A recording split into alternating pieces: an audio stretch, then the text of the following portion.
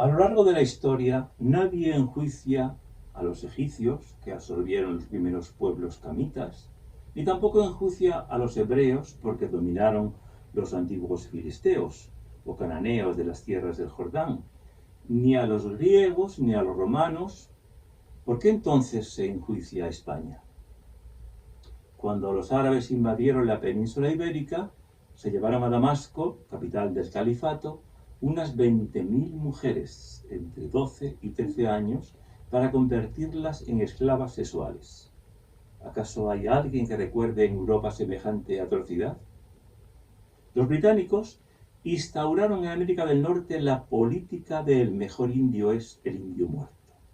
Y de hecho fueron los protestantes ingleses quienes repartieron mantas contaminadas con el virus de la viruela para acabar con los indios americanos. ¿Cuántos libros hay que critiquen la política de exterminio de los pieles rojas llevadas a cabo por Gran Bretaña y luego por los Estados Unidos? ¿Dónde están los libros de historia que retraten la salvaje conquista holandesa de Indonesia? ¿Acaso hay películas de Hollywood que traten de la violación sistemática de los derechos humanos cometidos por los Estados Unidos cuando fue y puso pie en Filipinas?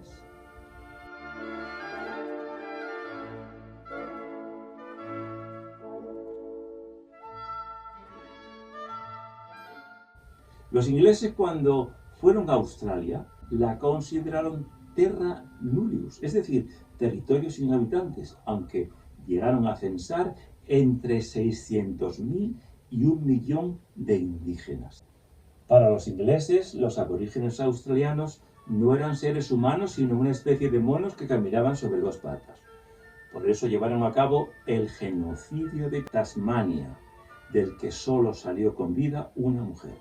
Por supuesto, se han escrito artículos académicos que refieren tal atrocidad, pero ¿cuántos libros de divulgación masiva se han publicado sobre este asunto? Y mientras, el 12 de octubre, desfilan por las calles de Lima, de Caracas, de México, de Quito, incluso de Madrid, centenares de jóvenes criticando abiertamente la conquista española de América.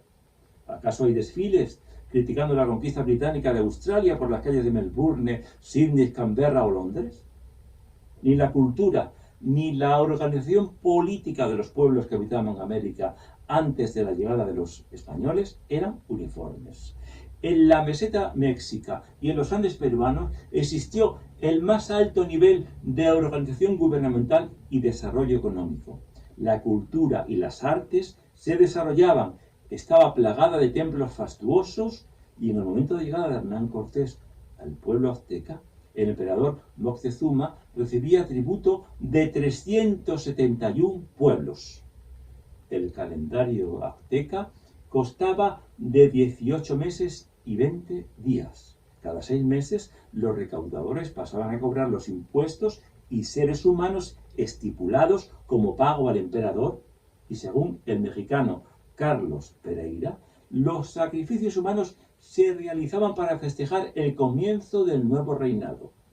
En tiempos del emperador Ashakat, sucesor de Moctezuma y el padre de Moctezuma II, sacrificaban 700 seres humanos.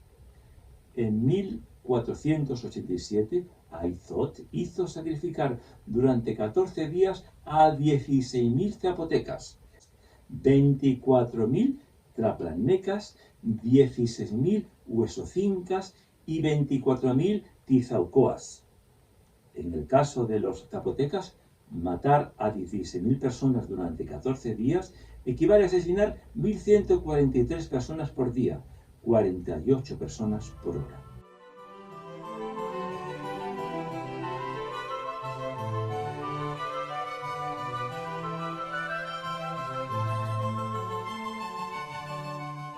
En el imperio inca las cifras no alcanzan tanta cantidad, pero entre los aztecas la frecuencia y la generalidad de las matanzas abruman. Cada mes tenía sus fiestas y cada fiesta sus víctimas. En un mes mataban muchos niños llevándolos a las cumbres de los montes, donde les sacaban los corazones y los ofrecían en demanda de lluvias.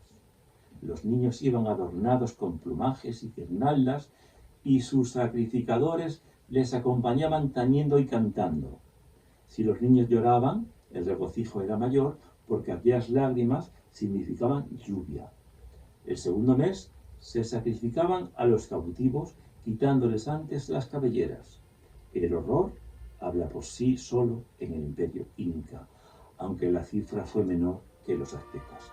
Las víctimas humanas llamadas copachocas fueron principalmente niños y adolescentes, reclutados y sacrificados para propiciar buenas cosechas y ahuyentar los malos espíritus.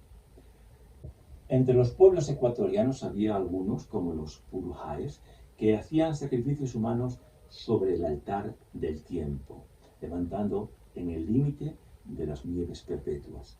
Tenían la práctica de sacrificar a los primogénitos, ofrecían a los dioses las cabezas reducidas de sus enemigos y en la isla de Puna a las mujeres y niños.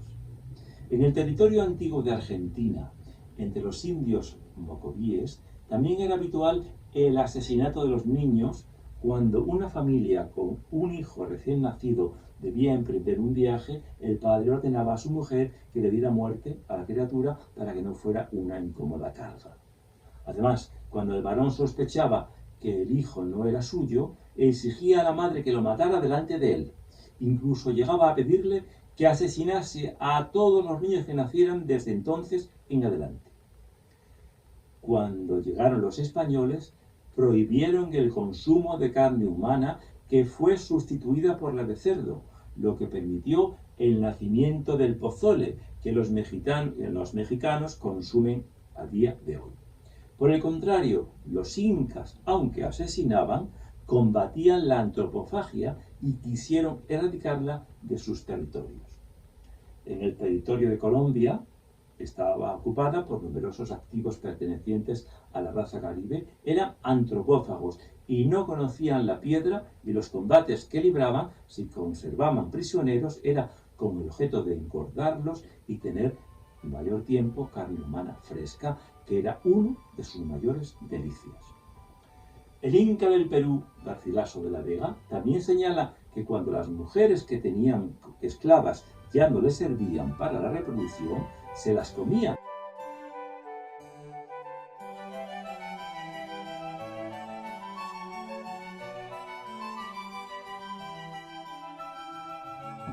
Algunos presidentes y expresidentes de la actual América lo llaman América Abya-Yala, la denominación inventada para referirse a la América precolombina, y según ellos fue una especie de Arcadia celestial, hasta el 12 de octubre de 1492, momento en que se declararon todos los horrores, y según ellos, antes de la llegada de los españoles, el amor libre reinaba en América, y también es un mito, porque esa supuesta libertad amorosa tan solo la disfrutaban las clases dominantes. Así pues, un noble podía tomar a una campesina y tener con ella relaciones sexuales con o sin su consentimiento, y abusar de su cuerpo cuantas veces quisiera. Sin embargo, un campesino que mantenía relaciones sexuales antes del matrimonio era severamente castigado, incluso con la pena de muerte. Aunque si se trataba de adulterio, el marido tenía derecho a arrancarle a mordiscos la nariz a su esposa y a su amante. Las prostitutas se reclutaban en las clases bajas y se castigaba con la muerte a la mujer de origen noble que libremente decidiera ejercerlo.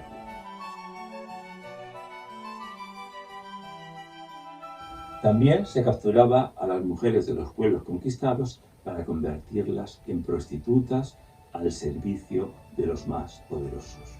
Todo esto antes de la llegada de los españoles a América.